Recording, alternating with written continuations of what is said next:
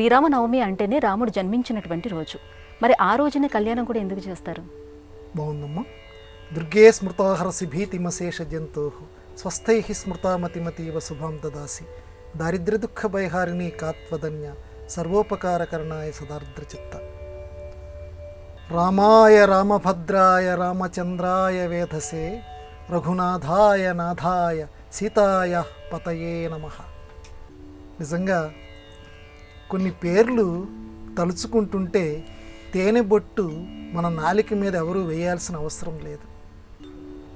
అటువంటి పేర్లల్లో శ్రీరాముడు అనేటువంటి పేరు ఒకటి. ఎంత గొప్పదమ్మా ఆ పేరు. మీరు అడిగిన ప్రశ్న ఏంటంటే, పుట్టినరోజు నాడు పెళ్లి రోజు ఏంటండి?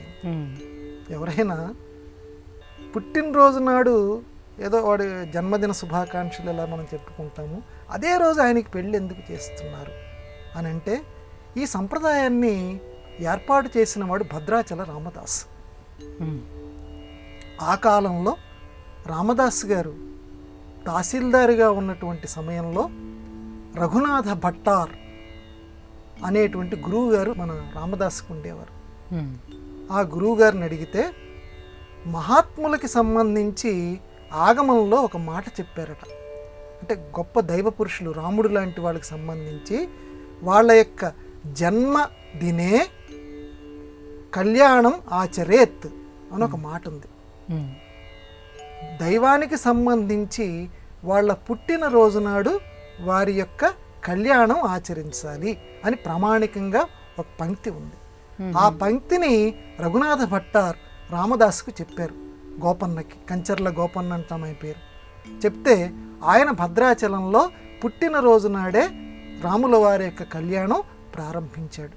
అందువల్ల ఈనాటికి కూడా మనం అంతేగాని నిజానికి అదే రోజు కళ్యాణం జరగటం లేదు. మన లోకంలో ఏర్పడినటువంటి ఒక ఆచారం. పుట్టినరోజు నాడు కళ్యాణం జరిపించడం అనేది మన రామదాస్ గారి దగ్గర నుంచి మనకి ఏర్పడినటువంటి ఒక ఆచారం, సంప్రదాయం.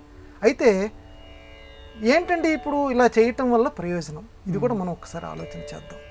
పుట్టినరోజు నాడే కళ్యాణం చేయటం వల్ల అని అంటే, కనీసం ఆ రోజు పుట్టినరోజు అంటే కేవలం రాముణ్ణి తలుచుకుంటావు, నువ్వు కేవలం ఆ దశరథుడిని తలుచుకుంటావు, లేకపోతే చుట్టుపక్కల అమ్మని తెలుసుకుంటావు. కానీ కళ్యాణం అంటే మనలో, అందున మన తెలుగు వాళ్ళ సంప్రదాయం మొట్టమొదటి. అసలు మన తెలుగు వాళ్ళం పుట్టినరోజు నాడంటే కేవలం కొద్ది మందికి మాత్రమే పరిమితం.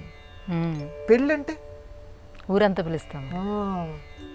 దేవుడి పెళ్ళికి ఒక మాట ఉందమ్మా మన తెలుగులో, దేవుడి పెళ్ళికి ఊరంతా పెద్దలే.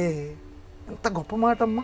మన తెలుగువాడు పిండేస్తాడు, మొత్తం ఆచారాలన్నిటిని ఒక వాక్యంలో చెప్పేస్తాడు. మిగతా వాటికి, జన్మదినానికి, పుట్టినరోజుకి ఊరంతా పెద్దలే అని ఎక్కడ మాటలేదమ్మా. కేవలం దేవుడి పెళ్ళికి ఊరంతా పెద్దలే. కానీ ప్రతివాడు కూడా, అరే నువ్వు ఆ పందిరేసావా, ఆకు తీసుకొచ్చావా, నువ్వు అరే నువ్వు తాంబూలాలు కట్టుపట్టుకొచ్చావు, ఎవడికి వాడమ్మా, ఇది నా రాముడు, అరే ఆ అమ్మల చండాలంగా చూడు, కొంచెం ఊడు, అక్కడ చూడు ఆభరణం ఉండు పట్టుకొచ్చి, ప్రతివాడు కూడా ఏదో ఒక పని కల్పించుకుంటాడు. దేవుడి పెళ్లి జరుగుతుంది అంటే ఏమవుతుంది, జనాల్లో భక్తి పరివ్యాపితం అవుతుంది.